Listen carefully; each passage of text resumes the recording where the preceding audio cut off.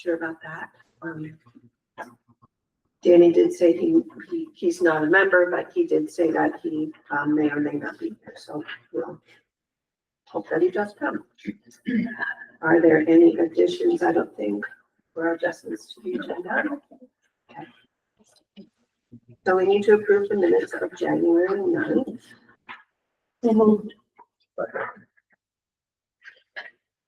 Josh, did you second that? Yeah. Thank you. Any questions or discussion?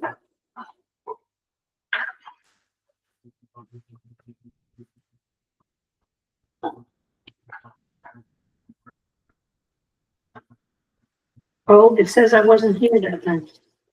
Maybe I can move it. I think you can move You can it make to a vote, you motion. just can't vote on the. Just might on want to pending abstain. item. Just might want to abstain from the vote. Okay.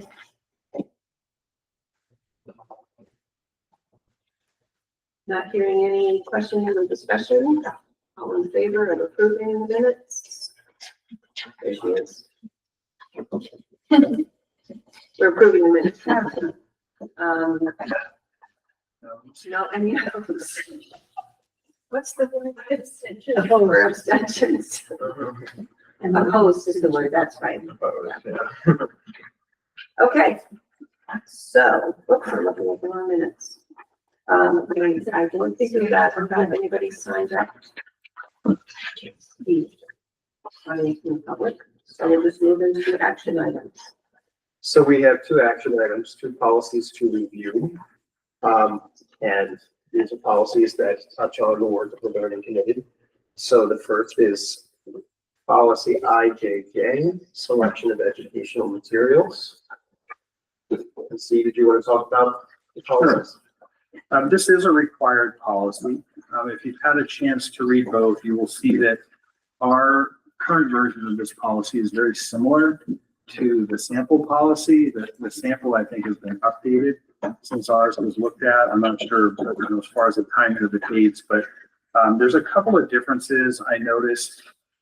For example, in our current policy, on the second page, under the selection procedure, the third paragraph down that starts with in accordance with state regulations, I tried to find that state regulation that talked about the time period for textbooks and couldn't find it. So I suspect that this probably once was part of chapter 125 and that the rule had been updated and the language is no longer there. So that's one difference between the policies. Also, both include a list of criteria for selection.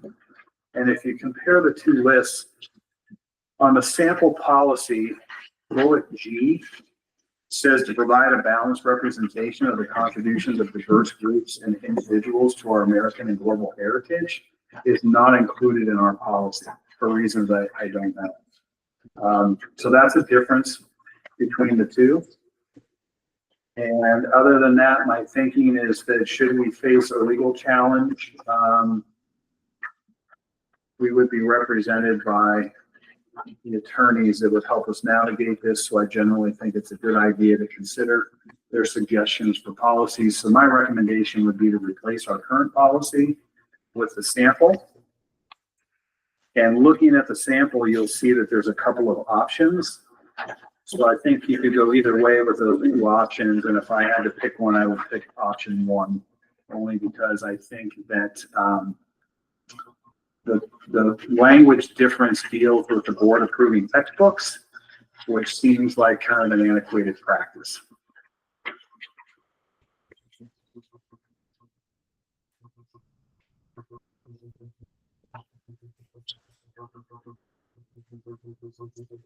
For the two key differences are the state regulations, textbooks, and the letter G. Well, there are quite a few differences between the two, just things that have been added, you know, portions of sentences and that sort of thing. But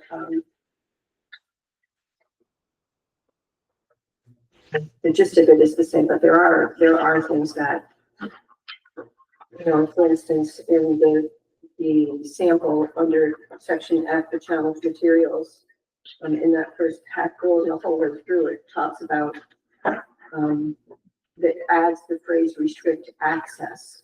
Our policy says remove. The sample says, restrict access throughout, so that's a difference. Some other things that are a little bit different. I guess my question about this is that this was something that we had discussed this policy in policy for quite a while. And I thought that it came down to, that we needed to look into it further. Because there was, we had discussion about it, but I don't remember that we decided to. It was tabled at that time, so I think this is basically reviving that discussion, but bringing it to us first. Because it does bear on Okay. what we do, because materials. Well, there's certainly things that I would like to see differently. And I had a note written on my old notes here that said, Nicole suggested that we add the phrase age-appropriate material in the criteria for selection. Oh, is that what this is? Yeah. It's been a while. It's been a while. Yeah. I think that was last year.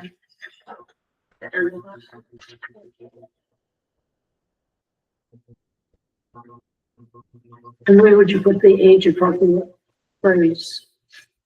In the criteria It was under. Yeah. for selection? Just add an option. Mhm. Oh, there it is. Yeah. Would you want to look at that in connection with points D under criteria for selection? It says take into consideration the varied interests, abilities, and maturity levels of the student served. Mhm.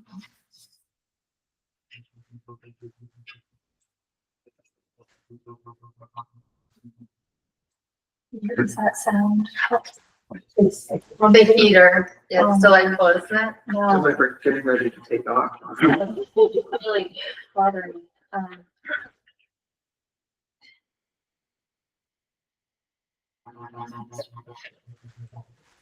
So there's maturity levels get to your concern about age appropriateness. But is that a different way of saying the same thing? I don't know necessarily. Yeah, I mean, it could, but I think you could also say abilities, comma, ages, comma, and maturity levels. yeah, just add the word ages. Definitely use the Oxford comma.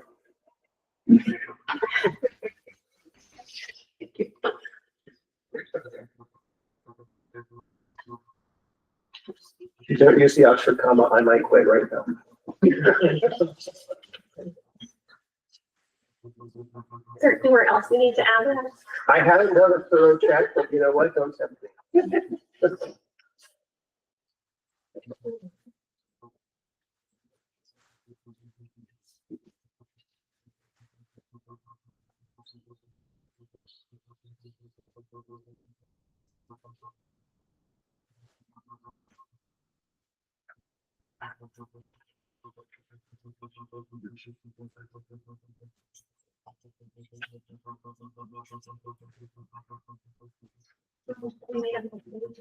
Yeah.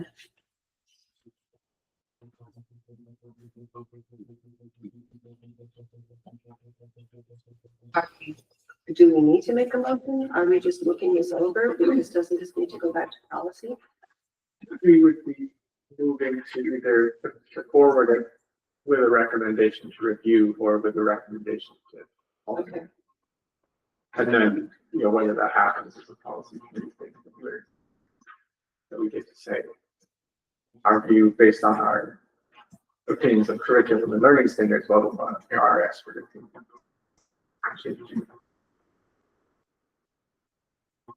What's the review committee that it's referring to under challenge materials? Is that like the board committee? Or is there a separate committee within the school? It's a separate one for school. Okay. Yes, that's point 3. At the top of page 4.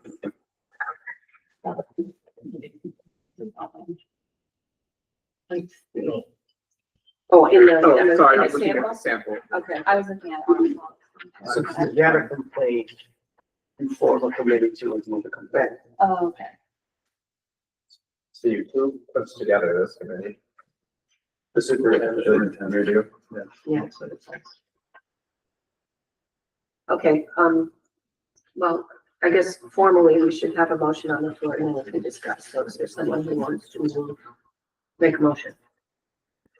Are we making a motion to mark it as reviewed? It would be to recommend something to the policy committee. So, I would make a motion to, have sample policies be adopted. So that's- Replace the current policy with the sample. Yes.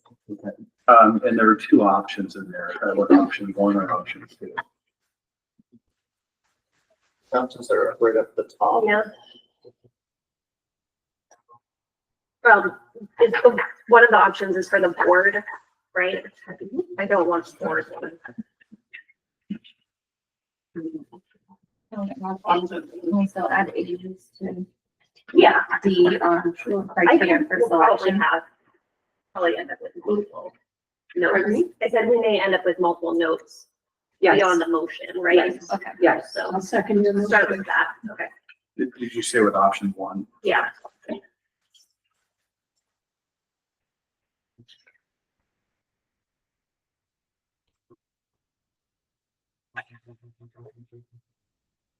Just for the sake of clarity, do we want to move to the policy committee? Consider this with option one of this with the added language about and ages. Yeah. Okay, and that should be in the motion. Or just say with additions, With additions, because we and might we'll, come up with we more. might have a couple more, that's what I was thinking. Is that okay? You're adding with additions. Yes. Emily, are you okay with that? Yes. Okay, so we want to add ages to the Yes, abilities, ages and maturity levels with the Oxford comma. Let the record show. and on page 4 of the sample, thing number 3, line down with, it says one administrator. These are the people who are going to be on the committee to review a member of the public's complaint about any kind of materials. It says one administrator, and I would like it to include at the appropriate grade level. Because if you have a high school teacher and this is a thing regarding elementary school, I'm not sure that that would be, you know, I think it would be more appropriate to have an administrator at the level of, That's our current policy language, so that's not that significant changed. I did find that with the membership of the committee in our current is, point C under challenge materials, not just as it has to be on. at the grade level. Yeah, The yeah, appropriate one grade level. administrator at the appropriate grade level, one library needed specialist, classroom teacher. Well, I guess I feel like it couldn't hurt to have it in 2 places. No, No, he's but I'm making saying it our, is that- that's what's yeah. current. So we would be adding it to the sample. We'll be adding it to the sample. And it would make it the same as our current. Yeah, that's what it's getting at. And also number 4. On the sample. On the sample, yes.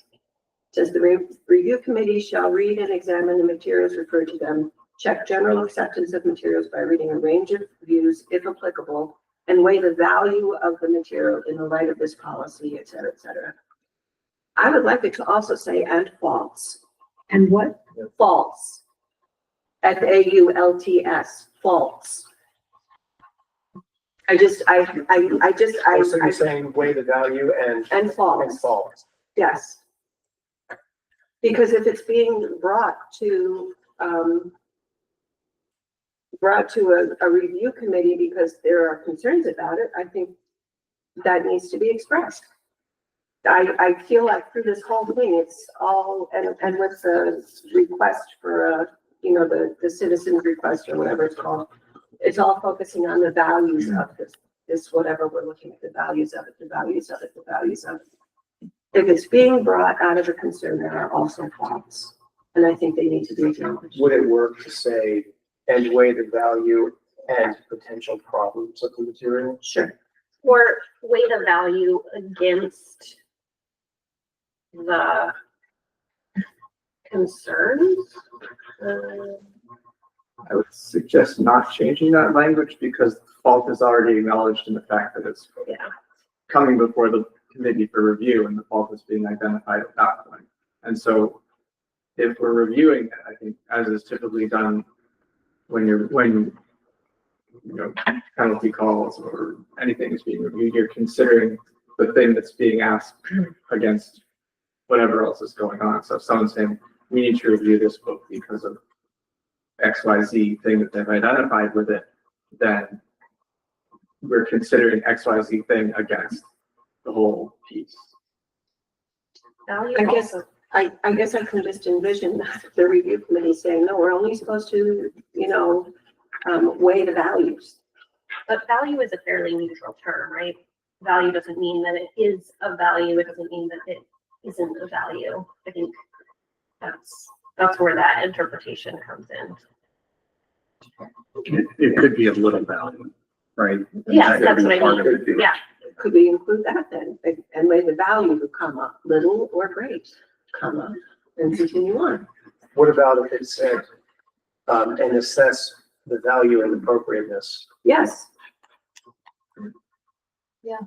Or just assess the value of the material. Yeah, We've already said it, and weigh the value of the material, assess, line 3.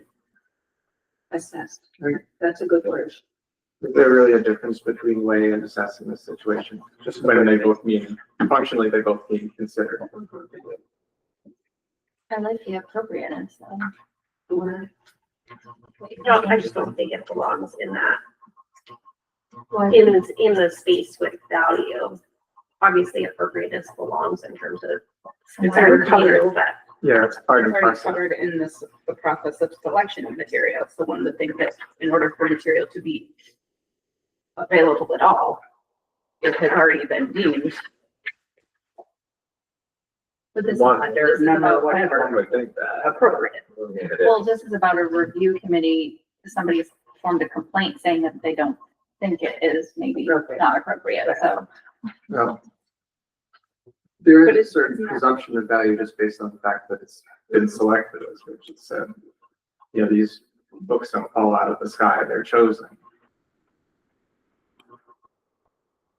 I don't understand the argument of not using the word appropriate. where would you put it? Where It would say, if I can remember correctly what Tom said, assess the value and appropriateness of the material derived of this policy. Is that what you said? that's what I said. I agree that,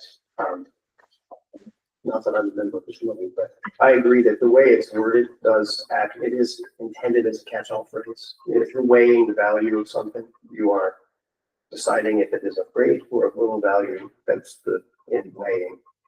I'm trying to suggest wording that strikes, and make sure that gets across to any number of readers. I think what I'm hearing as I listen to the group is that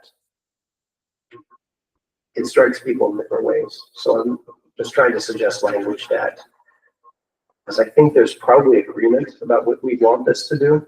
Mhm. I'm trying to suggest language that would come across to everybody in the room in a similar way. Where it says check general acceptance of materials by reading a range of reviews. Where, In the first, yeah, number 4.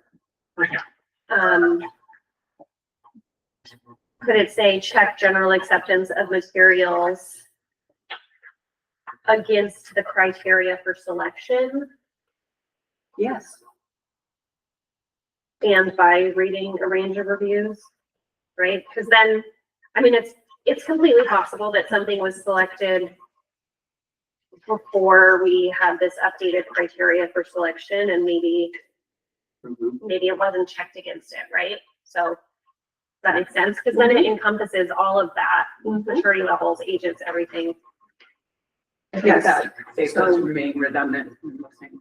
Well, I think that's a really good point. You may end up in one of them, somewhere in a classroom in the library, there may be a material that's really dated that might have passed the standards of conduct in 1970 something, but doesn't really pass muster in this year, so that makes sense. Where did you want to insert that? Check general acceptance of materials by comparing to the criteria for selection and reading a range of reviews. Obviously, it shouldn't have to be stated that our committee would be abiding by this criteria, right? But I think restating it. I think it's very much worth stating. Yes. Especially when the policies are so long like this, it just, You forget what you said at the beginning. right.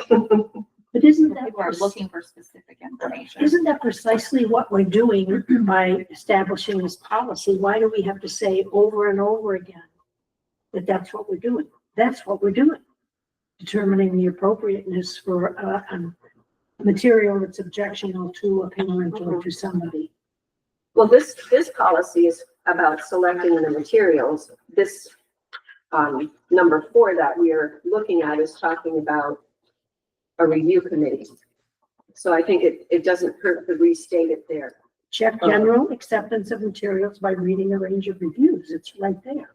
Weigh the value of the material in light of this policy. But a review committee might not realize that maybe they should look at what our criteria is as well. So I think it's certainly useful to put it there. I think we're just making everything longer. I think this says what it is we want to do. We want to check if it's appropriate. Whatever's being objected to is appropriate, or not. What do you think, Stephen?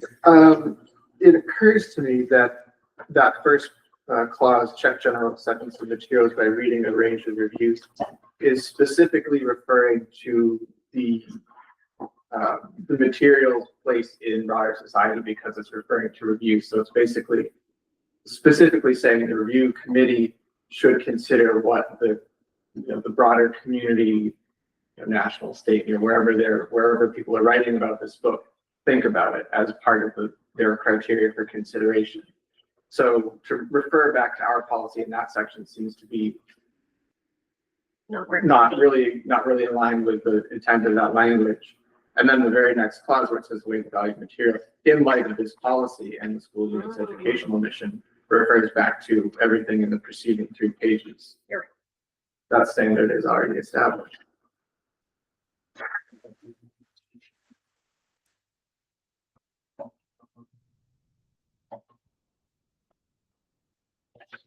Why policy is so interesting.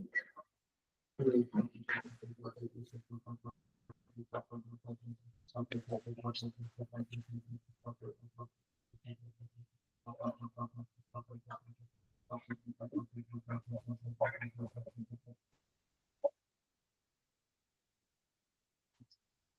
many folks in this room are on policy? Or what? On policy committee? I mean, I was just gonna say, the wordsmithing of this ultimately will happen in policy, right? So you don't have to wordsmith it all tonight. You could say, we've had some good conversation about this point, and maybe the policy committee should take that up and consider it. Yeah, so the other people on policy have a chance to put in their 2 cents worth. Pardon me? It's a corporate mandate.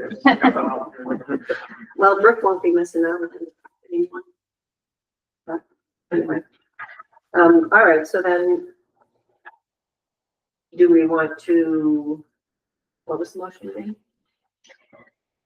Do we want to recommend replacing our current policy with the sample policy in 1 with, I guess, 1 addition, which would be adding ages in letter E of criteria for selection?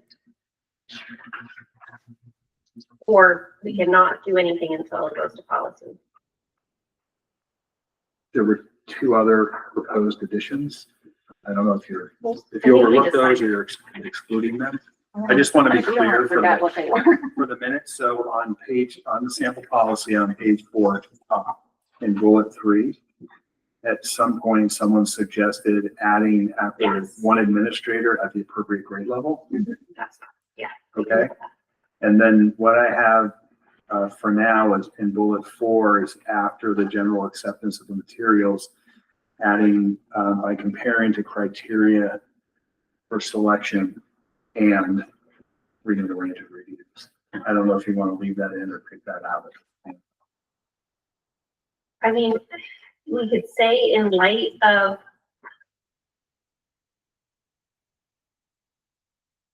the criteria for selection, but I do think that the language means that we're looking at the whole policy rather than, you know, if this is the guidelines that committee uses and we say criteria for selection, then, I mean, there's other parts of this that should be considered. So I think just keeping it as it is to say this policy means that committee needs to be reading the entire policy and comparing.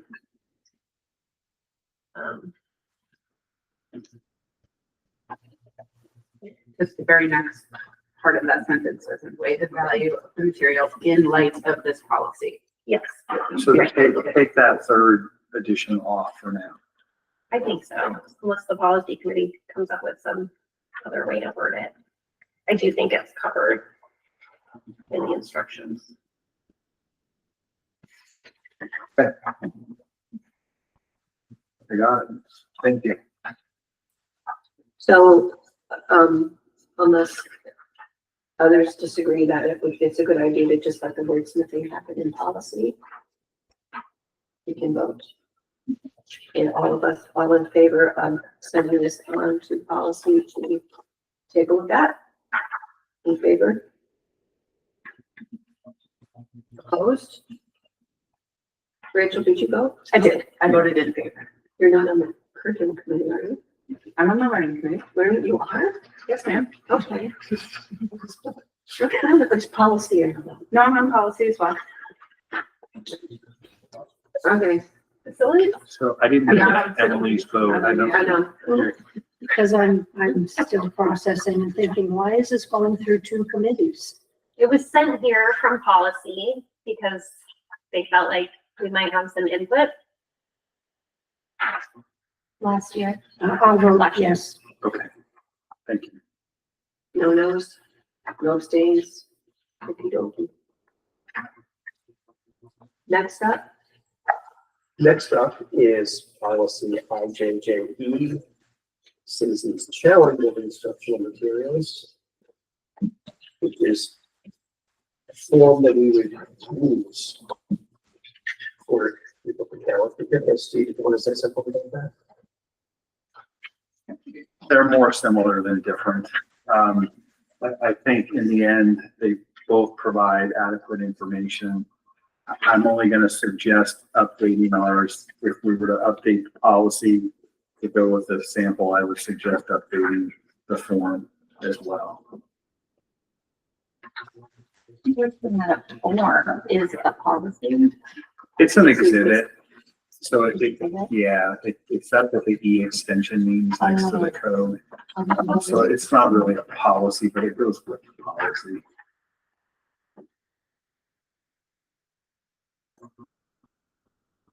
there was one question they eliminated from our current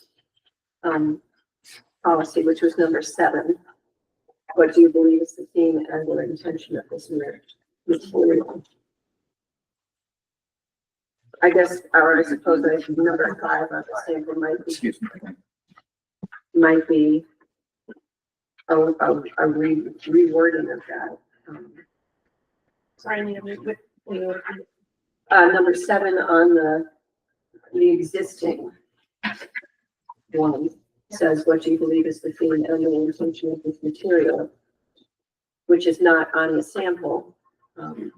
And then I said, but maybe number 5 on the sample is kind of a way of asking that.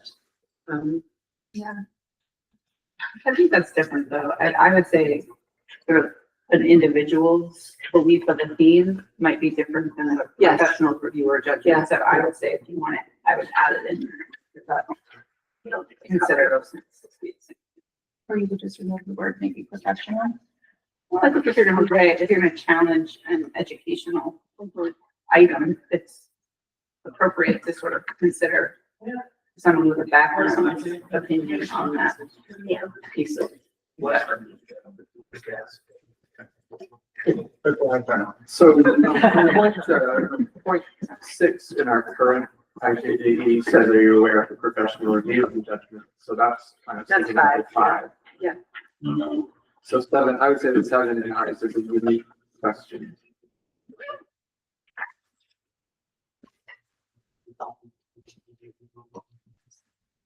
Conclusion is, Rachel, I think it's a data point that we should collect. So we should add in number 7. Are you from the sample? If we're replacing ours with the sample, or if we're keeping ours, then. Wait, no, I'm confused. The people doesn't have number 7. Right. I know. Okay, Yeah, so I'm saying, would we be adding adding number 7 to our. Yes. I see, okay, yeah. We probably have to renumber that because it seems like the final question, what's your opinion about what they're supposed to do? It seems to, on both of them, seems to be like the last thought. So maybe we would need to renumber them, but that's not a big deal. I do like our policy number 9 in its place. What material would you recommend? Because I think if you're going to suggest pulling something, you have some onus to suggest something out in its place.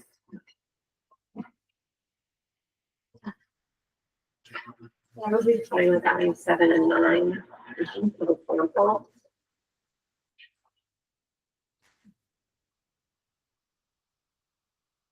And then what would you like the school to do about it? Number 8 versus number 6. They're very different options. Not very different, but there are different options. I don't feel like, do not assign it to my child, since it's really not for a parent. I mean, it could be a parent, but as parents, we already have the option to, We have a separate policy that addresses that. what, doesn't seem like it So fits the- this. yes. And I think that the do not assign it to any student would include Sure, my child. right. And And the point is that you're bringing this up as like, in its entirety, you disagree with it versus just, I don't want my child to learn about it. But this is a citizen's challenge form, like just anybody can just Yeah. fill this form out and send it to the school. It doesn't matter who you are. Okay. now, They don't have to live in the district. They don't. I wish that was the case. How many do you get or do you just like you got? I've seen one in a decade. Well, there were a couple for a book recently. We had, I think, just the one. There were 2. um, There were 2. There were There was the two? original one and then there was a second. Well, it's the same book. Okay, but it was 2 Yeah. citizen Sure, challenges. okay.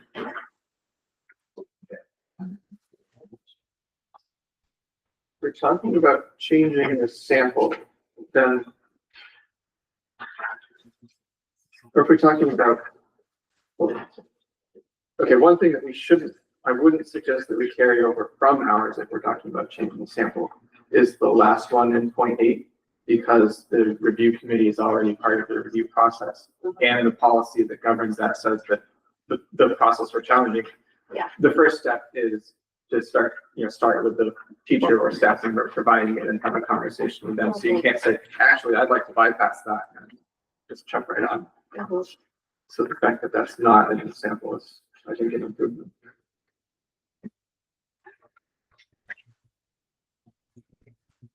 Yeah, I would keep number 6 from the sample rather than adopt anything from number 8 of ours. So we just really keep ours and replace 8 with 6. Is that what you're saying? No, I would say that we adopt the sample, but add number 7 and number 8 from board policy into the sample. 7, 8, or 7, and 9? Sorry, So 7 we and 9. were,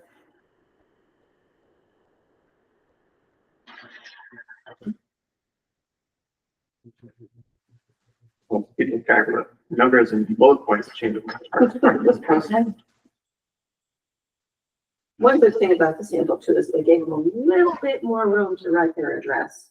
A 1 inch little space to write their address on. I was thinking the same thing, that if anyone who's filling out this form, they're gonna need a little more This room. was clearly formatted to fit on. Correct. Unless you live on 3A Ave, you're really out of luck. Yeah, I was hoping that I could stay on one day. I know, right? It was Like nice. consolidated. Well, I mean, We it's can like- make the font smaller, right? No, please don't do that. Any other comments? Yeah, I guess the adopted and stuff needs to be on there too, so it's not, you know, Yeah. be one page that way. Mhm. I think we'll add more stuff to fill it up. You have 2 pages. Double-sided printing is still kind of saving our bacon. It's only when we still on the third page. Okay, seeing no other questions or concerns, I forgot already. Sorry, I made a mistake. Oh, we haven't even made a We haven't made motion. motions. So somebody make a motion. I move that we forward this to the policy committee with the recommendation that we adopt the sample IJJE in place of ours, adding 0.7 from our current policy as 0.6 on the sample, renumbering the samples 0.6 to 0.7, and adding 0.9 from our current IJJE to the sample, looking at 0.8. That number. I don't think it's quite right. I think it's supposed to be 7 and 8. Mhm. But we have 6 on the sample. Yeah, but we want to drop 6 down to a Oh. different spot. Okay. Really, I guess we don't have to. We I don't just have take to, it off we don't the have order to. that- Right. I just want to be clear for the minutes. You want to add number 7 from the current exhibit to the sample, and where did you want that to go? I guess in the same place it currently is, which would make it the new number 6. Okay, The sample's number 6 would become number 7. which is going to make the sample, what is 6 on the sample number 7? Exactly. And then number 9 from ours would be added as number 8 to the sample. Thank you. And I think the reason why it's at the end is just because that's kind of the last question that actually felt if you want, like, what's your suggestion to follow up? I'll second that. Did you get that? I think so. Leah seconded it. No, I mean, Leah seconded it.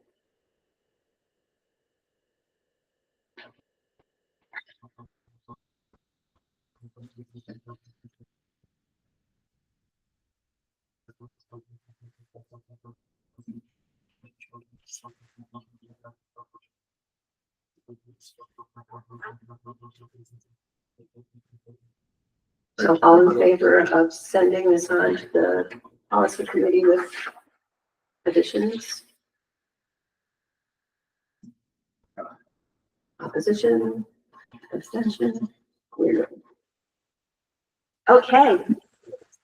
Schools, We have 2 presentations tonight. You know, will be one, but the weather got my way last time. So Josh is here to talk about the program at the middle school. Yes, I do have a visual. How, I don't know if I'm best to do that. Sent you a copy, Tom. Yeah, I just saw it. I don't know how best to do that. I think you're going to want to share that to the, so. Yeah, could we just send it to that laptop? Is that the best way to do it? I think you probably need to access it through your email and then share your screen, join your email and share your screen. Okay. Let's see. And somebody is online, so we need some guidance.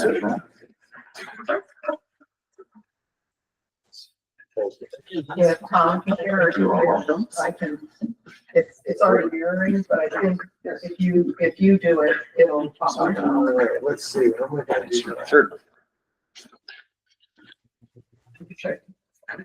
What with school hearing. Yeah. There.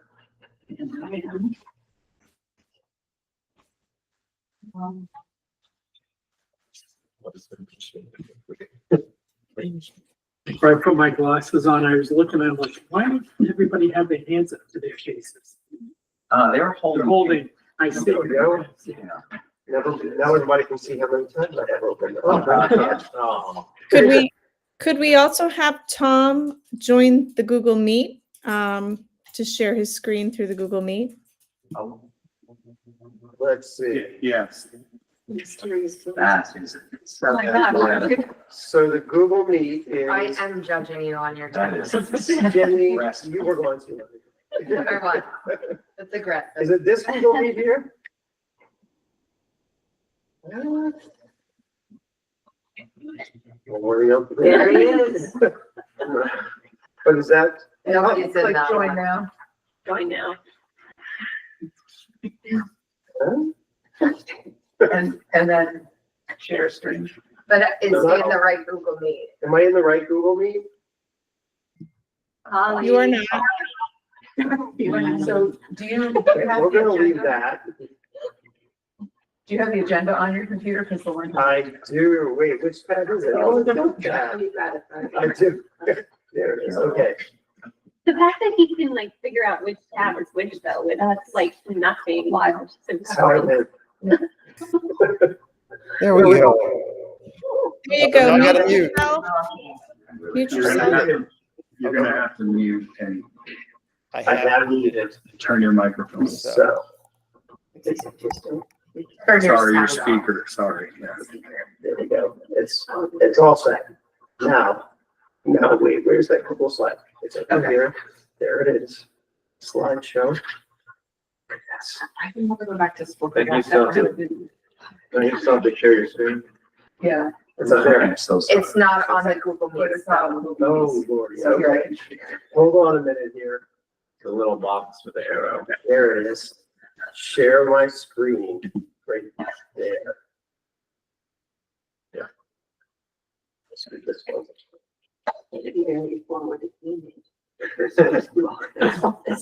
You got it. Woohoo! Yeah, okay. Okay, Josh, you're on. Okay, thank you. I guess I'll have to ask someone to click through. I'm the clicker. You are? Okay, well, thank you very much. Forgive me, I'm new to this process, and so I had to kind of imagine what you're looking for a little bit. I'll do better in the future. But I decided to start off with just a little overview in case you're not super familiar with our process at the middle school. Anyway, so yeah, welcome to MMS. Yeah, next slide, please. Our education model, we educate our students in houses. As you know, we are the bottleneck or funnel point for all the elementary schools coming together, and students are coming from small and intimate places or places where they've been students for a very long period of time, and suddenly they're thrust into this larger setting. And to not combat, but to adapt to that, we teach in a house model, which, think of, I'd say Hogwarts without copyright violation, but it's a Hogwarts Harry Potter style model where we have houses within houses. So we have our red and our blue and our green. Our purple house is, we refer to it generally as the learning lab. We have specialty classrooms and interventionists and support. This allows students to spend, they have all four of their core teachers in there, and it gives them a mini school within the larger school. It allows them to adapt to the larger setting while still feeling intimate. It also allows us to accelerate relationship building. We only have them for 2 years rather than a longer period of time. And so that intimacy can accelerate things. So yeah, thank you. Next one. Our curriculum is pretty standard. This slide, I can make this available to anyone who wants. In the center, that little learning person is a link to our curriculum at the district level. And, you know, students go through their social studies, math, science, and ELA, and win. All the subjects in black ink are, everybody, standard, all the time, equal length. What is the win? Win is what I need now. It's something new this year. It's a targeted, real-time intervention model. I think I explained it a little bit further on down. So all the subjects in black are all about 53 minutes. All students get them every day. Did I call them all correctly? I see health, I see gym, I see Spanish. I did not put art up there. Except the art itself. So there you go. I will have a verbal apology to my art teacher. So health, gym, Spanish, and art are what we call our allied classes. Students get those every other day. And then we have interventions and special education, and those are a la carte. That's what we're asking. All right, thank you. Next slide. The bell schedule is quite a change for our kids who come up. We start with a short homeroom. Students stay with that homeroom teacher for 2 years. That accelerates that intimacy, and that's their gathering organizing time. The classes are about 53 minutes apiece. Our win block, which you see there, is our functional period 2. And it's the same place every day. And then there's 8th and 7th grade lunch and what we call fresh air time when the kids are outside. And those are 30 minutes. Then we wrap up the day with a brief 5-minute get your stuff and get up. But just a check-in at the end of the day, grab what you need, set you off. Our schedules also alternate on a blue-gold schedule similar to the high school. So student schedules will be different, blue to gold, blue to gold. So it's a lot for 7th graders coming in. Thank you. Next slide. What I need now. So this is something we've adopted this year. It is planned for students to receive just-in-time support. So I would show that second block. It's where we find that they're awake, but not too awake. It's kind of a sweet spot. It's an opportunity for students to get one-on-one support with their teachers or in a small group. I was trying to scroll down. I know it's not exciting. Students are tagged, so their teacher can say, hey, I need to see you tomorrow for this, or a student can request. So it's a very, that one-on-one small group is really emphasized. It's also a time where we can offer individualized student schedules around ELA and math or SEL interventions. And about the second semester, we've started offering extension activities for students who are all set with their academics and want to do other things. And this is part of sort of a bigger mission for increasing the fun of school. So students go to band or chorus or esports or gym, or that's yoga down there, digital media club, D&D, board game club, international club, or right now. What's DND? Dungeons and Dragons. Very, very popular after school activity. So we're excited about that last part. Student choice and student voice are sort of things we're moving to. Thank you. Next slide. The backbone of our work, we are a PBIS school, positive behavior interventions and supports. In a nutshell, it's a philosophy that shifts the paradigm from stamping out bad behaviors to lifting up good ones by reinforcing and incentivizing positive behaviors.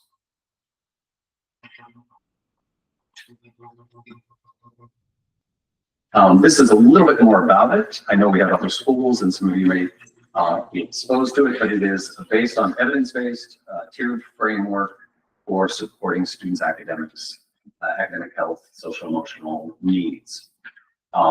We have a school-wide set of norms that the students help build. They are omnipresent in every hall, every classroom. They are referenced by all staff so that expectations are common and predictable. And it helps us try to be a more positive building, which is one of our goals. Some of the things that come out of PBIS are fun things. They put on dances. There's opportunities for student, parent, faculty, real-time feedback, through surveys and drop boxes. They have punch cards where they get caught doing something wonderful and they get rewarded for that, and they can turn those in for, guys, that format is kind of odd. They have treasure chests, apparently. Little gumball machine. We've got old coins for kids who are caught in the moment, and they take those tokens and redeem them. And a big part of it is probably every 2 months we end up doing a school-wide event. So this was a shipwreck event where teams, we did this by houses. They had to cross the length of the gym with certain obstacles and very limited resources. Similar to the floor is lava. You can't touch the floor. It was a heck of a thing, a lot of fun. So this is just a recurring theme and a beating drum of our culture that we're building and expanding.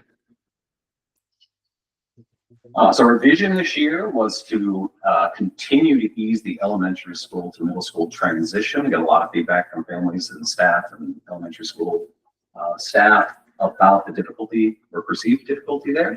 So we start off school with a 2-week boot camp where we spend extra time practicing, exploring, developing shared norms, getting ready and adapting.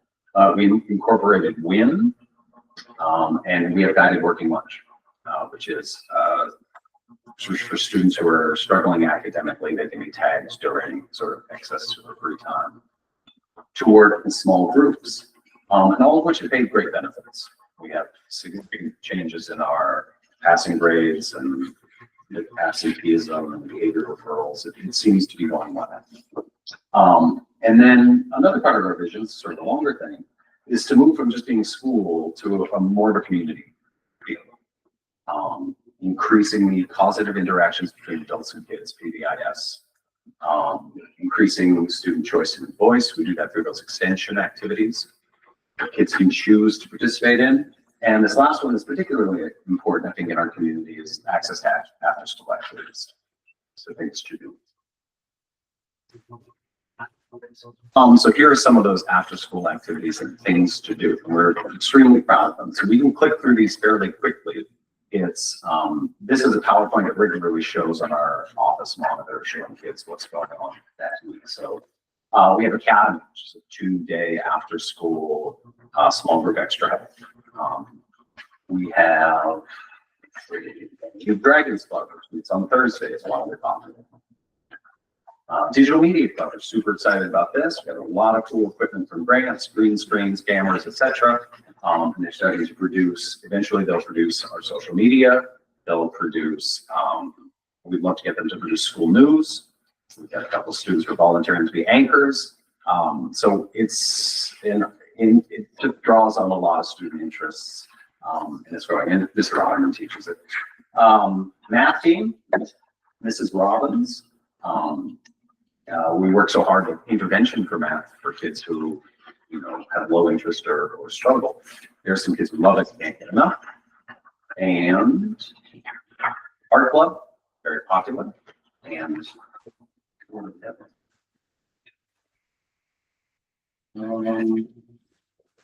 esports, this is another one that we got with a grant.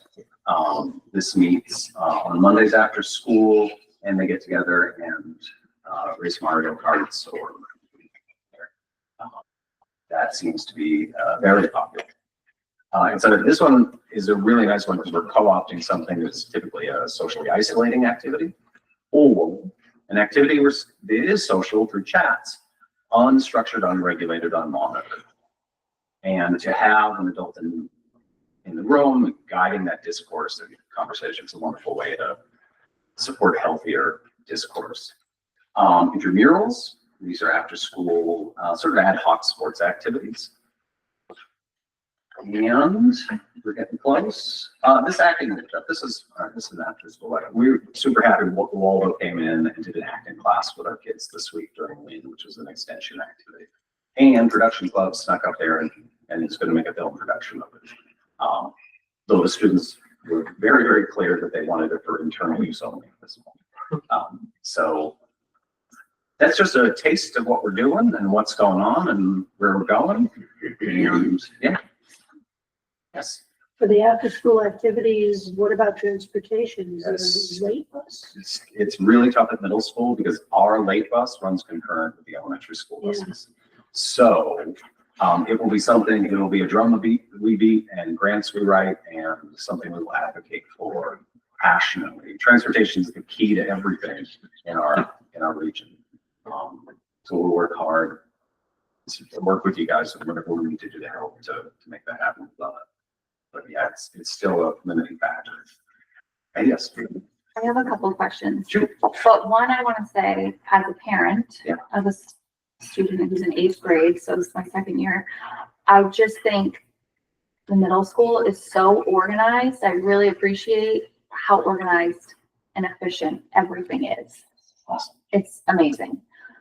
But one question is, we're talking about redistricting and possibly moving some 6th grade middle students over. How would that affect your logistics? We're assuming Purple Wing would become maybe the 6th grade wing for them, guessing. And your timeline that you have, is that gonna put a big Yeah. kerfuffle into everything? Yeah, I played with this in the most dynamic way that I possibly can. We would not be able to maintain the house model in that structure. We would have to have multiple lunches. I've yet to envision a way for it to be successful. In terms of space, I remember it came up at a previous meeting. The space feels wonderful, but every room is in business, every block, every period. And so even with condensing and so forth, we have to run alternate schedules. Don't know how we're going. Okay. And then my other question is, and I've heard you say intimacy for keeping the kids with the same homeroom for 2 years.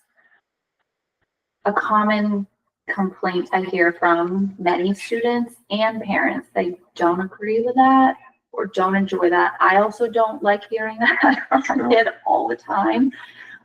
When I was in middle school, we did sort of the same model where we stayed with the same homeroom group and traveled to the different classrooms.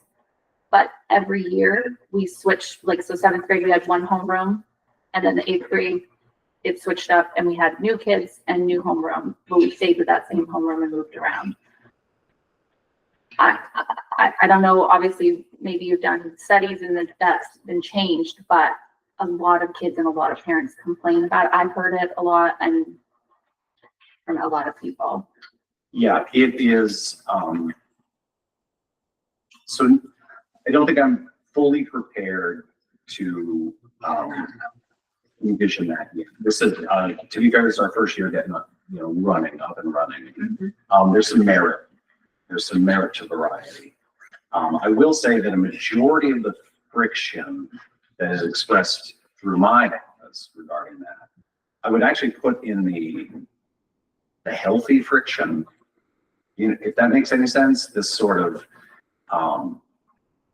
there's in those 2 years, there's a lot of edges to polish off and things to grow and things to learn. I think a majority, I won't say all, because there are some very realistic, there can be personality conflicts, there can be peer groups that are unhealthy, and we do make changes when extreme situations, because we wouldn't want a kid who shows up first quarter and is in whether it's a bullying situation or personality conflict or something entrenched like that, to say, well, guess what, you get a year and a half to go with that. So exceptions are made. They're rare for a variety of reasons. The other thing about our house model that is integrated and also leads to your other question about the impossibility of my imagining another wing, as it were, is our resource room connections.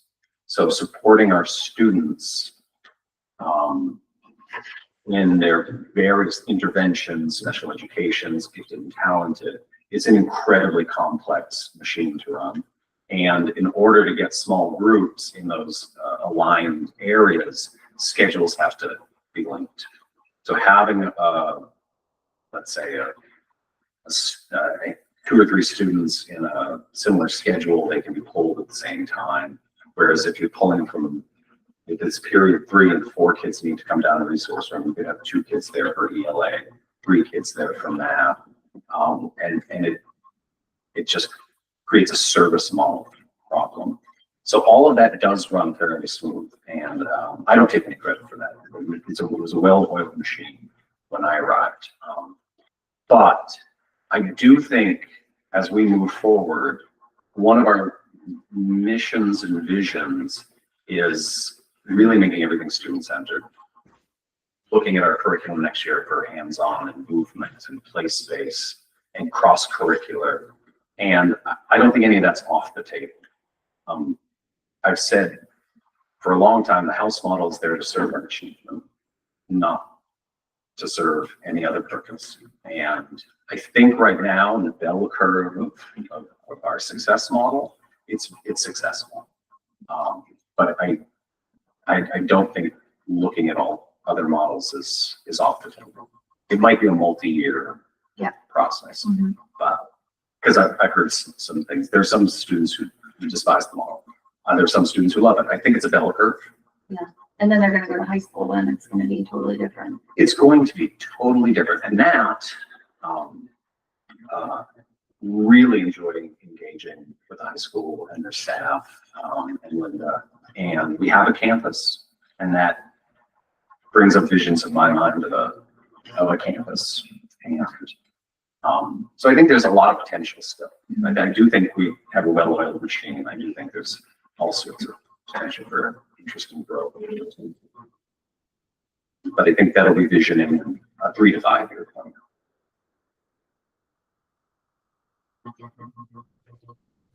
I guess Nicole's question about the 6th grade card, because it's gonna be, whatever solution we have is gonna be uncomfortable, right?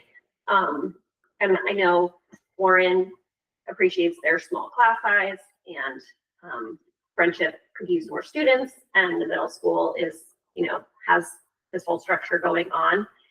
But there are kids here that are learning in closets. And so we have to disrupt the system somewhere. And I'm just So I was going to say, yeah, no problem. I just want to clarify that, but. Yeah, no, I do not envy. I'll just be very clear. I do not envy the work ahead. Every time I kind of play around with the idea, I think, okay, so these 6th graders are going to go on the high school buses at 7. They're going to be done at 2. And are they going to be able to play middle school sports? And they need access to, they have some state regulations about their art and gym time. Is that even physically possible? Because we can't run 2 gym classes, and we can't. And every layer I peel back, I mean, the space piece is crazy, and the change is very intimidating. But there's just the structural pieces of it are really hard, tiptoeing on impossible for me to imagine. But that could frankly be a limitation to my imagination. Well, I also just don't think it's your, solo responsibility to envision, right? Yeah. I think it'd be great if there was with a group effort for.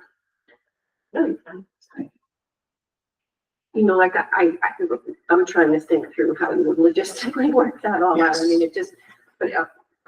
mean, is it possible for them to just be a completely separate cohort? They would have to Just access. in the building, but completely. So theoretically, we would have to close, we would have to, so one of our classrooms is a self-contained classroom, which can't change. Because right now it's temporary. For this year, it's housing a separate, sub-separate classroom, but we're having another one return in a year. And that will occupy 2 rooms of the purple that can't, because they were designed for that, can't be repurposed. And so then you have 3 rooms. And then we displace those staff and figure out where they're going to go.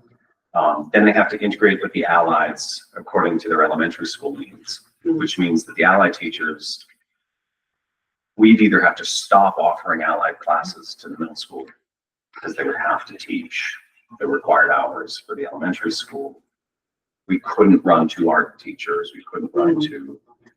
Then there's the resource rooms, students who need special education services.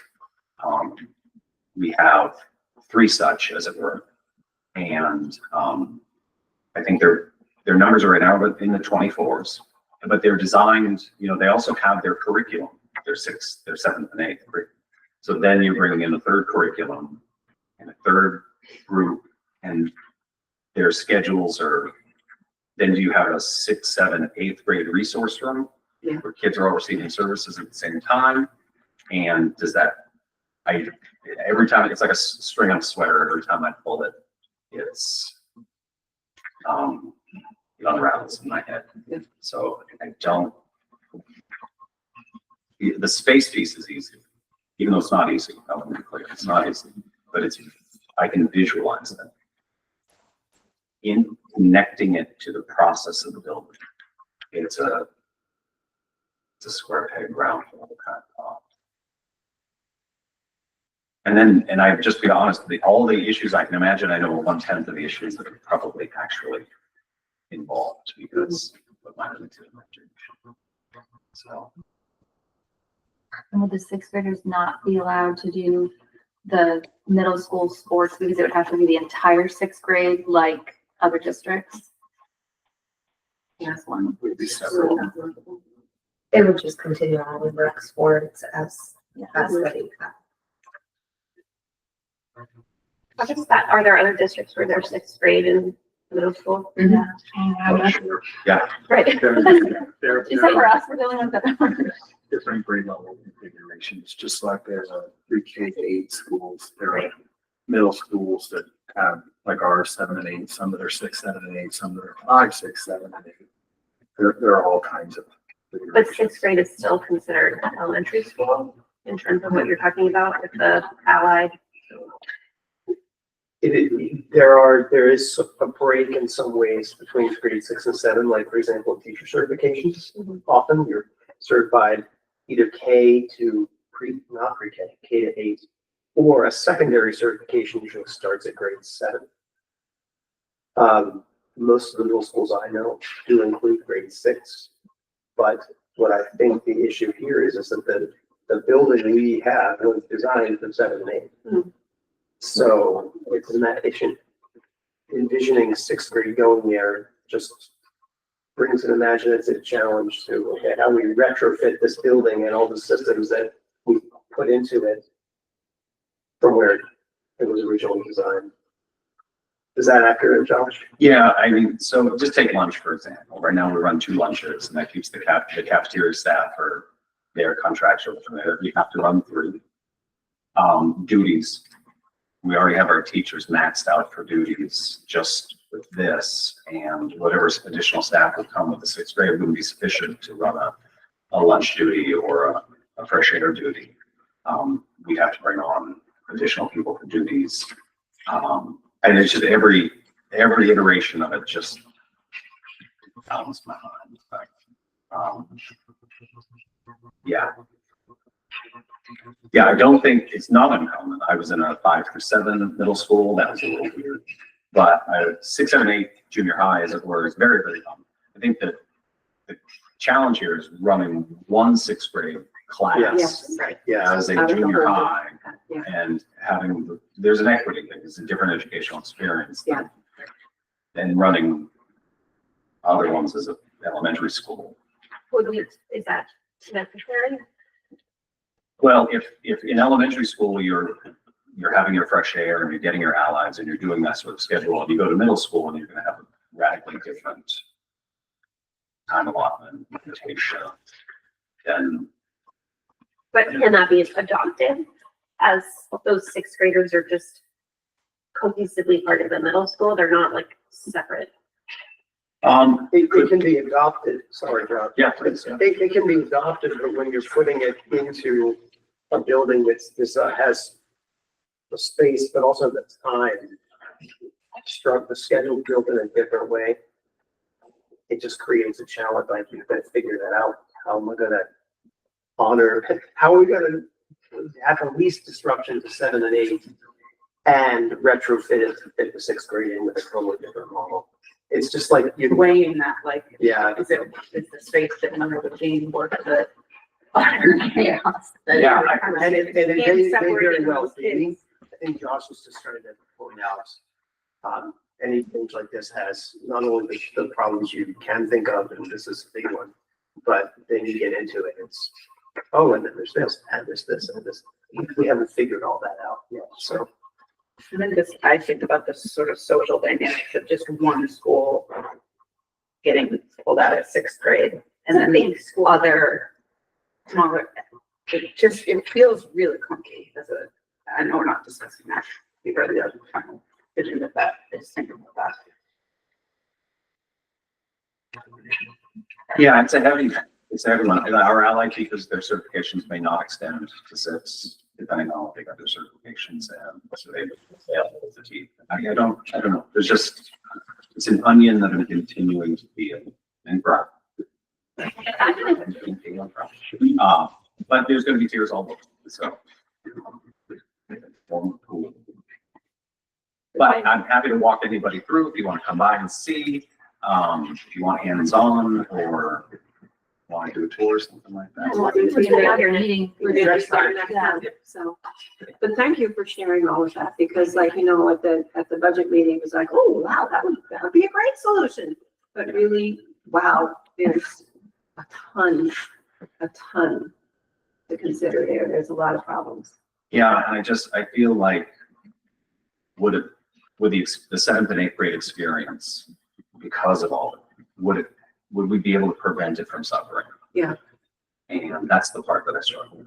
Not about supporting anything else, but how do we maintain their rhythm and routine, because the adjustment's hard enough. I also don't hear you saying, this is a terrible idea, don't do it. I don't hear you discounting the real problem that is in this school, because it's a huge problem. You're just thoughtfully putting out there some of the things we would have to think through.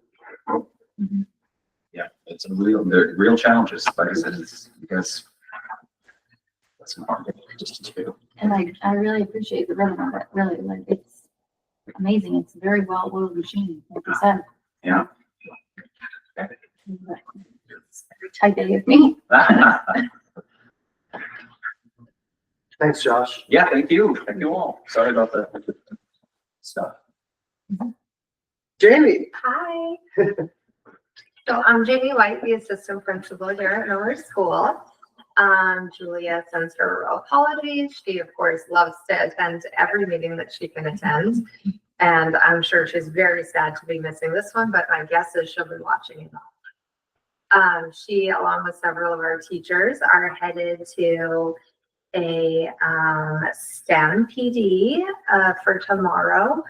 And we've been really working hard on incorporating math and trying to really learn how to best support our students in learning that without a cohesive program, and how to best support finding a cohesive program to support that learning. So I know she's already presented this year. So I don't have a lovely presentation like Josh. I wish I had gone first because that's hard to follow, right? But we're not comparing, we're not judging.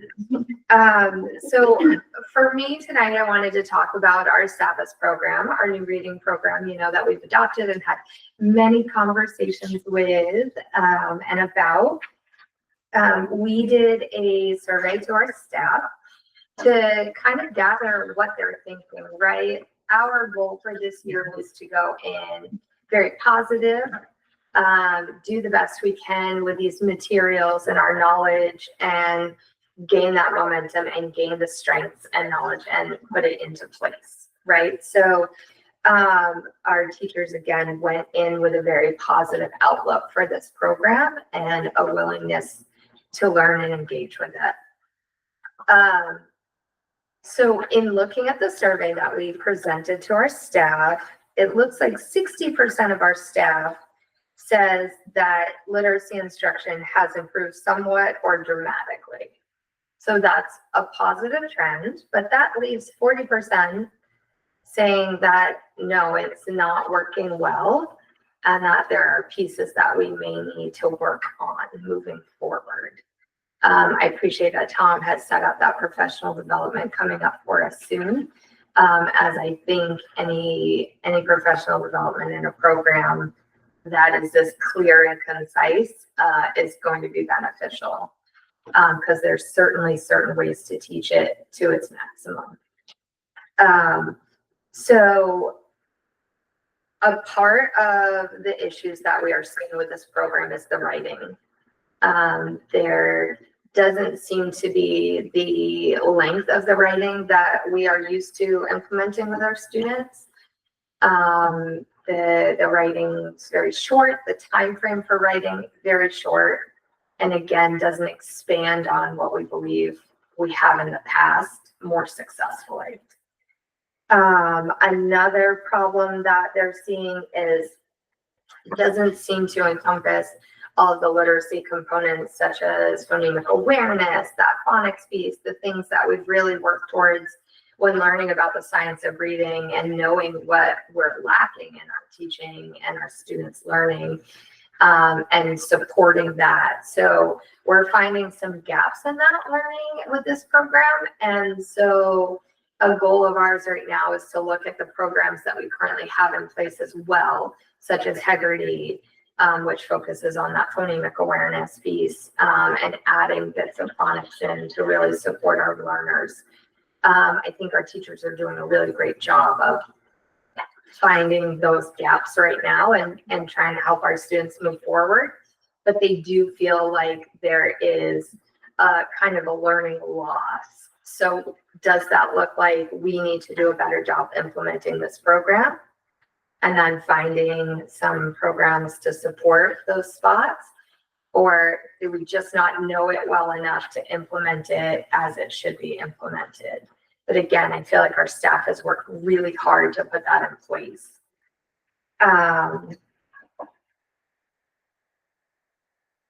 And then, again, a lot of people are just feeling like they need to have the options to teach to their students, right? So some of these levels are very high and we're not there yet for whatever reason, and we need to get there. So really breaking it down by grade level, choosing reading materials that focus on where our students are, and again, moving them forward. Any questions on that one? Go ahead. Do you see the gaps in the higher grade levels or all through? Because, you know, obviously higher grade levels have different curriculum. So are you finding that it's all around, for sure, all around. You know, I was doing an observation in a kindergarten classroom and just off the cuff, I was like, great, they're doing this. Like, how are you feeling? What? And she's like, I feel like my kids were more advanced last year with the material that we were teaching, right? So that goes up to grade 6. And this curriculum is not continued on in the middle school as far as I'm aware. So then what are they going to? And should we have a more cohesive, like, words are hard, I'm super sorry. It's been a week. You know, a bridge there between the two. Thank you so much, Edie. She's my wordsmith. So getting that together, you know what I mean? Like there's gaps all up, right? And making sure that we're getting to those. I have a question. Or maybe I wait till you're done. I'll wait till you're done. I'm done. Go. Well, I'm not done, but I can be ish. I just, one more. Jamie is funny, just so everybody knows. Jamie is fun. I try to be. I think I'm hilarious. It doesn't always translate though. So I know this was like a very, do we adopt this? Do we not adopt this? There's a lot of people that were against it, very many people that were for it. And we got grants that funded this program. Sure. But now we're going to ask taxpayers to fund more of the program because we can't get ESSER funds. Or PD. Correct? Yes. So, and before, we talked about this program, needing to know years down the road to know its successes? Or are we at a point where we're saying, since we're getting this consistent throughout the district, that it's like a 60-40, should we continue, or should we as a district look at saying, no, let's go back to the way we were doing it? I just have the credentials to answer that question. Right. I don't either, so. Just like they don't give me any budget money. My immediate reaction to that is it's too soon to tell. Right, so we're gonna ask taxpayers to Yeah. fund more money It- for yeah. a program we're not sure yet. It's just, I understand, what you're asking. It's just too soon to tell. I mean, we're in the middle of the first year of implementation. I think if we're still talking about these challenges in a few years, then we need to think about what we're gonna do next. I can also throw my 2 cents in there, is that I agree with Steve, it is way too early. And so we're not asking for taxpayer money to fund more of the materials. Yeah. We're looking for more of that professional development piece, right? Which is very needed when you're implementing a program of this size. And like I said, can we implement it with more fidelity in a way that does support our students' learning? And then we get there, right? And I agree, you can't, there's no program out there that's perfect that encompasses every piece of learning that we need to teach. So I No think matter- another aspect of it is, let's just say we were deciding we're gonna cut bait on this program and choose something else. We would have to ask for the PD for that something else. we wouldn't have all of our resources we've been using from previously. no, which is why we needed to pick something to move forward as a district. So this program that we've been with for a year, we have paid for 7 years, well, now 6 years, of all the consumables, all the books, et cetera, through ESSER money and literacy grant money, et cetera. That package that was purchased last year came with a lot of PD this year. The ongoing PD is what we need, and I don't know what we would need after next year. But I do know that if we shifted, we would have to buy all the new consumables, et cetera, et cetera. We'd have to buy the whole thing, whatever we chose again. Some of them are free. Some of them had varying cost, but we would be back at square one. I don't come from the elementary background, so it's been a really big learning curve for me this year on science and reading, all the different programs, et cetera. I think that we can't make a judgment yet. In 1 year. Usually it takes a few years to make a decent judgment. I'm just thinking about tax purposes, really. No, and I get that. Knowing what we're facing, and then it's like, last year it wasn't presented to us that you're gonna have this many thousands of dollars of expenses coming forward if you go with this process, so. That's gonna happen no matter what program you're choosing though. In reality, right, where It's because we had to choose a program. no, so even if, yes, you need a district-wide cohesive program to ensure that our students are making gains and progress. And so you can't, what we found that we were using is piecemeal this, piecemeal that, and ended up with 93 resources district-wide. That's not sustainable either. Again, I feel like as an educator, any program that you're choosing, it's not going to meet 100% of your students' needs. And then how can we support still utilizing the bulk of that program? And then find ways to support students. I think what Nicole was referring to is that the grant money has run out. And now all of a sudden it's like, whammo, we've got more today. Yeah, I agree with that. I understand where you're coming from with that. I just think no matter what, from a standpoint, supporting your educators in letting them learn how to be the best version of themselves is always going to be more beneficial than saying, here you go.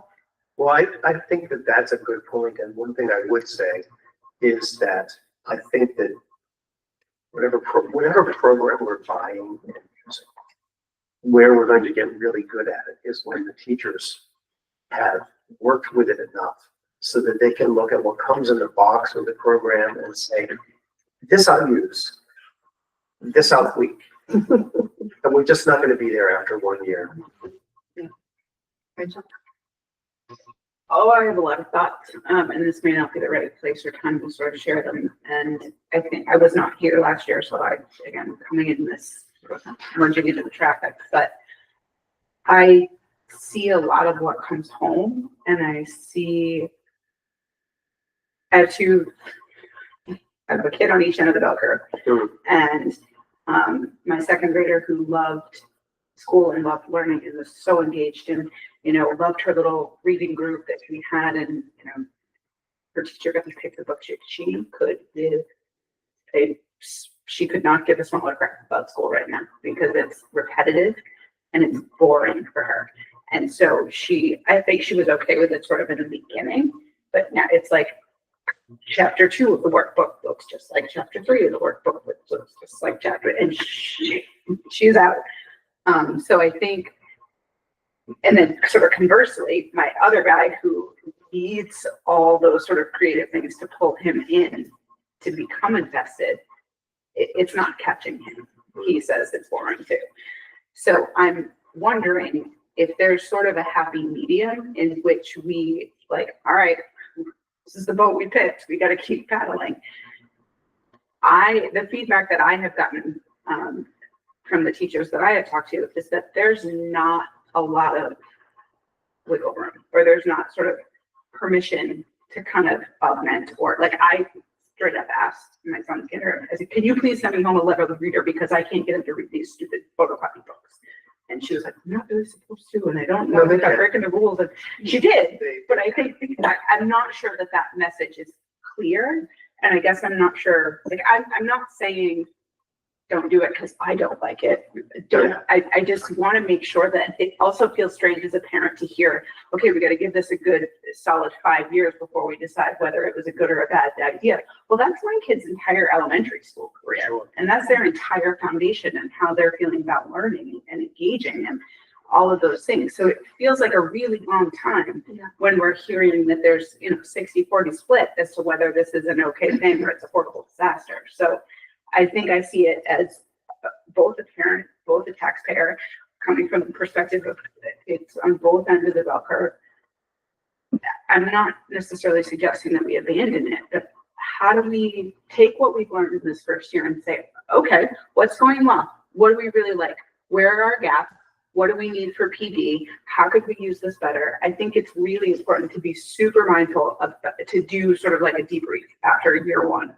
And have that wiggle room to augment when appropriate and still push forward with the overall mission of being unified across the district.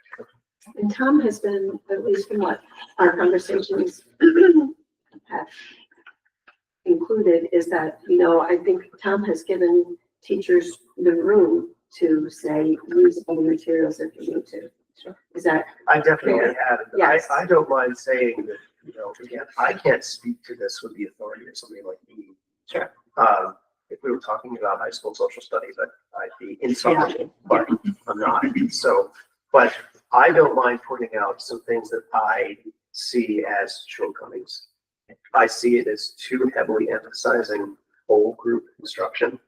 In fact, one of the things I know for the science of reading is that really good differentiated small group instruction is key. And if you just take this program out of the box and do it the way you're told to do, that's not what it usually is. Now, there are, if you dig more into it, there are instructional strategies that are listed that do include small group work, but I think the teachers have to become really adept at knowing when to use that.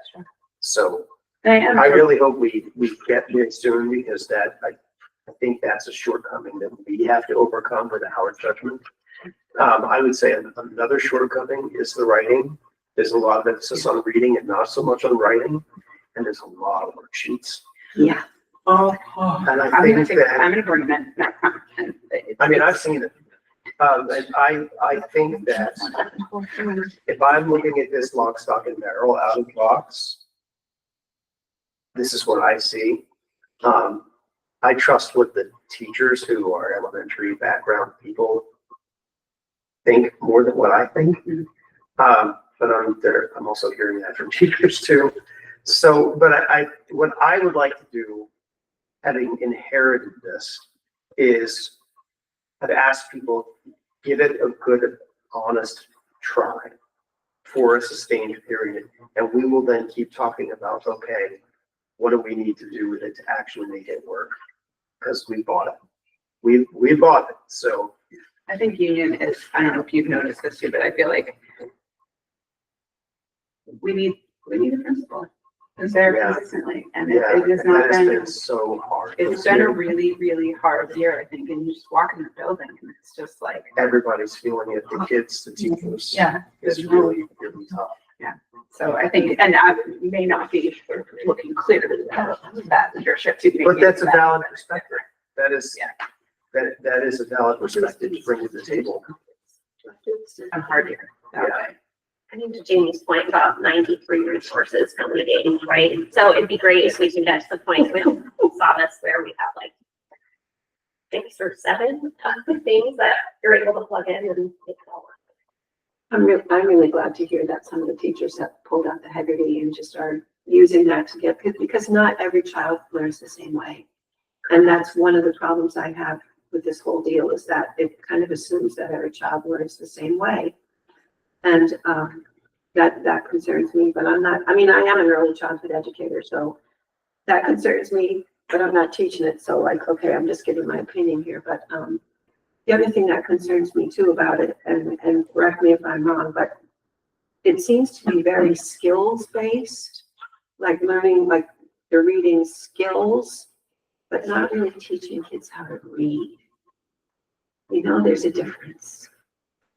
You read to get meaning. You don't read to like just be decoding words. I observed an interventionist session using a different program than SPOS, but Inspire, yep. I don't know, this was last year. Okay. You know, and when the kids were trying to go through this, and the one of the kids said, but what is this about? And the interventionist said, it doesn't matter. Let's just figure out the words. And I was like, what? Yeah, it matters. But in that program, comprehension isn't really a focus until 3rd grade. So what are you teaching kids about reading if it's not about making meaning and understanding? So I mean, I could go on, but I won't. That's why Wesley does. It's work. And I think that just hurt my educator heart to hear that your kid doesn't like reading or anything like that. I think we can do both, though. I think we can still add in and create a love of learning and reading and kind of getting yourself. I mean, when I was reading books when I was a child just last week, you know, it brings you out of your reality, right? And into this place, and it's magical and bright. And I think our kids need that right now. Yes, and that's the thing, you know, yes. I also think they need to read entire books. Entire Yeah. books, please, for the love of So God. that's Entire just, books. that's something Yes. to use our judgment to figure out. Right. I would not want to, the 5 years got thrown out there. Yeah, no. I would not want to wait 5 years before we decide how we're going to tailor our approach to this, for sure. But we need at least a good handful of years to whether to decide and stick with it. I think you made a really good point, Tom, about the sort of like read a whole book, because these kids in this generation, everything that they have is in little 3-minute dopamine hits. They're watching YouTube videos, they're watching TikToks, they're reading It's little less small than 3 chunks. minutes. It's not right. Screen can be 7 seconds. So learning in a beginning, middle, and end, and the characters with all the things from start to finish, and Yes. Well, reading endurance is a thing. Yeah. So it's part of what we need to help kids accomplish. Sure. In school is the endurance to actually hold on to a longer text. And it pains me because my mom's a teacher. We grew up all summer long. We had no TV. This was before DVD. Like, we had nothing. So I read stacks and stacks and stacks of books. And I try, so I have them all. I'll read it to you. I'll sit here next to you. I'll read my book. You read your book. And she was there. And then I lost her. So this might be a stupid question, and I really have to be probably more ignorant on a lot of these things than a lot of the rest of you. Is this the sort of situation where as our understanding of how this is working and that improves, we can look at separating methods from materials? So To a certain degree, okay. yeah, I think so. Again, I wasn't, my expertise is in a different area, but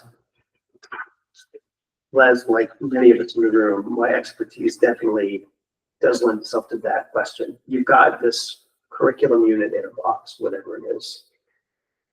When you first get it, the temptation is to just follow the directions. It's like writing it, it's like doing anything. Once you actually master it, then you kind of know what you can keep and what you can change. So that's the point that I hope we get to. There are really good things in this program. Particularly, I think and what I hear from people too is the reading materials themselves are often very rich. They often have really good, compelling stories or things to think about, compelling topics such as, social studies topics or science topics. I think that's a real strength. This is the boss program. Yeah. Yeah. A lot of the I haven't seen selections that one. within it are really, really solid. I don't know if you can feel inclined to share any thoughts on that story. You and I've talked about some of these things. I don't want to put you on the spot. Yeah, no, that's okay. It was hard for me not to jump in, so. Yeah. I want to agree about the rich texts. The unit that we just finished, the part of the autobiography, of Jane Goodall, the story about, equine therapy for children, they have poetry, informational text, all kind of getting together in order for them to investigate a question. So that's definitely, I think, a strength of the program. For me as a teacher of writing, so I have my, partner teaches the reading and I teach the writing. And so we're constantly in each other's pockets saying, I'm going to do this, I'm going to do this. And so we can see the deficits in terms of, it does sometimes feel more like the skill and not getting at the love of the reading. And for me as a writer, it definitely does not have anything like the opportunity for long form writing. And I fixed some of that. But we were trying to be as faithful to the program as we could when we first started. And then we kind of looked at each other and went, well, and so we're meeting our kids because our kids are not, they cannot yet access the program in the way it would be taught if they were at that level. So we're always adjusting. And I'm leaving things out because they seem disconnected from the rest of the materials. So some of the grammar and the like suffix popped up and you do this thing with this ABLE suffix and then you never see it again. My favorite example is in this unit, one of the things was to teach them, it looked like actually a review of reflexive and inflexive pronouns. Who in the room knows what that is? I don't want to teach them things that are only going to show up on tests. Maybe I shouldn't say that. I'm not superintendent, assistant principal.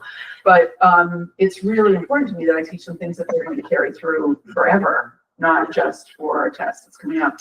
And, so we're always weighing things. So we're about to start a new unit and we're looking at what are the most important things that the kids need to get out of this. What are the, 7 most important texts? What are the, 3 most important routines? What's the strategy we're focusing on and where are we going to go with that next? Because there just isn't enough time in the day. And one of the things I was just talking to you about was the mentor sentences. So my kids are always struggling with parts of speech, sentence structure, like making sentences. I brought back mentor sentences. I've seen a lot of success with it. It links with Lexia. And I decided it was worth it for me I've been doing grammar boot camp last week and this week grammar boot camp. And then when we,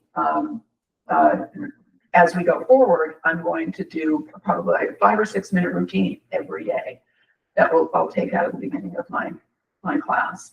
And I'm also trying to integrate more writing prompts that are related to what they're doing at Sabbath, but give them a chance to take it to a different place, not just, because I think I'm a writer. I mean, it's important to me that they understand who they are as writers, not just academic. I'm doing this because my teacher told me.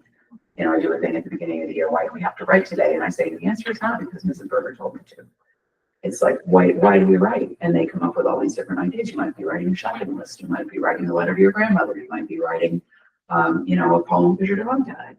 And I think that kind of choice is really important. And I try to build that in. And it's been really hard this year.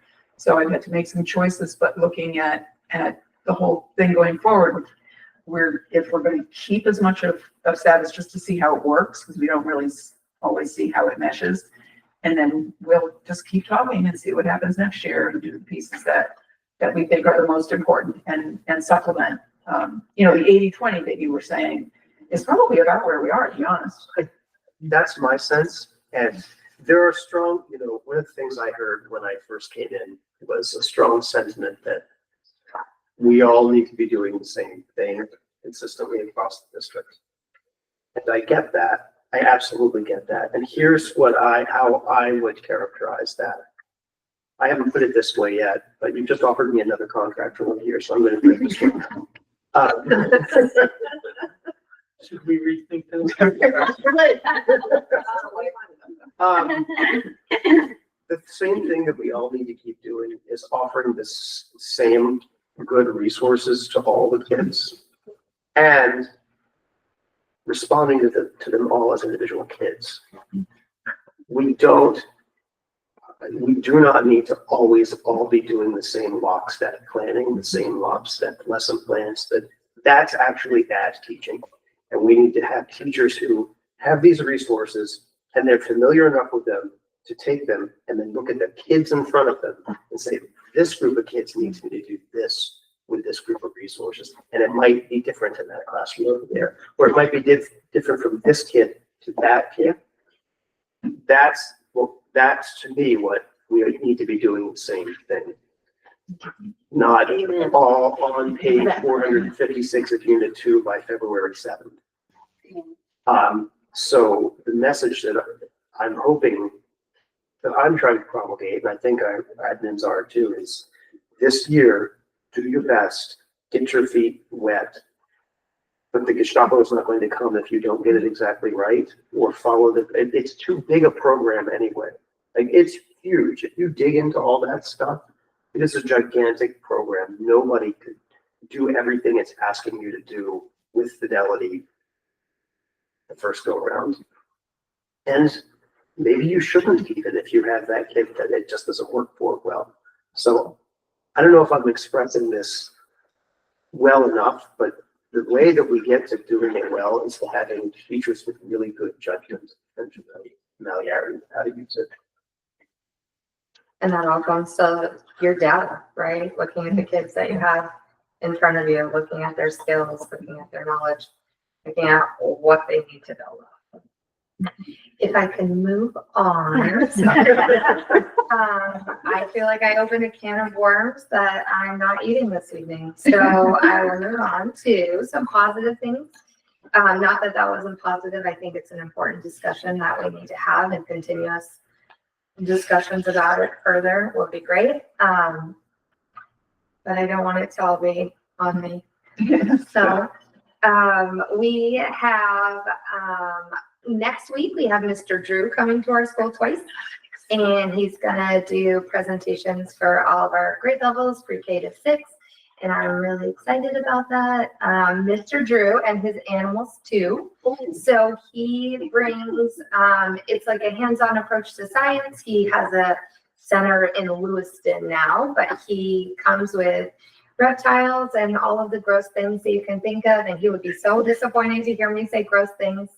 But getting kids excited about science and nature and, you know, things in our environment that, like, I'm deathly afraid of spiders. He brings those, you know, and I think encouraging children's awareness and understanding of these little creatures that actually do so much for our environment and systems.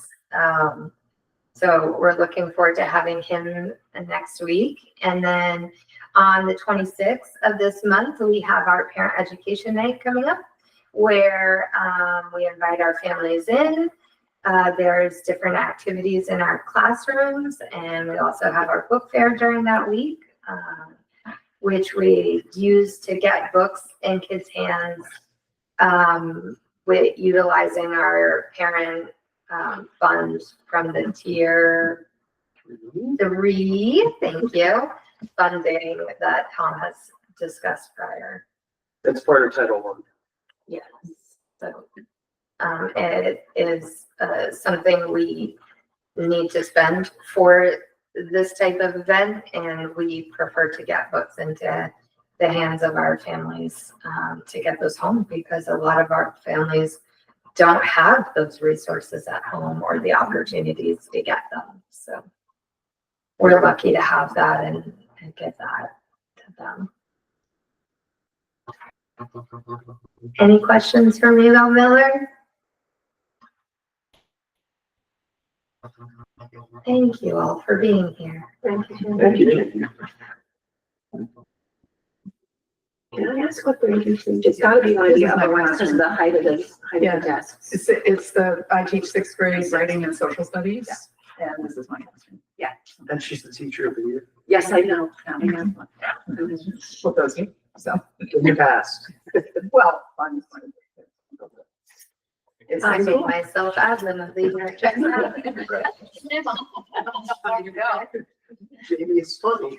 Come in costume next time. We did like a stand-up fundraiser. I would talk about that. Thanks. We're gonna have to figure out that material to be appropriate. I might lose my job. So I'll just, You can run it by us. Say it, I will. You can do important teachers. Yes. We talked about fundraisers, right? That's That's actually a good one. That's Right. good. I smell I it, like man. Anything else from anybody? If not, it is 6:47. We are now adjourned. Unless people want to do, were you planning on doing a tour around the building? I feel like people have come to tour We this have. building several So- times. If so let's- anyone was like that, I would be open to that. I would also be open to showing you the pre-K building, and no questions were brought up about that. But I'm not holding anyone hostage here. This Okay. evening. Can you point me to the gym? Because that's where my son is. I gotta go grab him. Yeah, I can sure do that. Thanks, everyone. Thank you so much.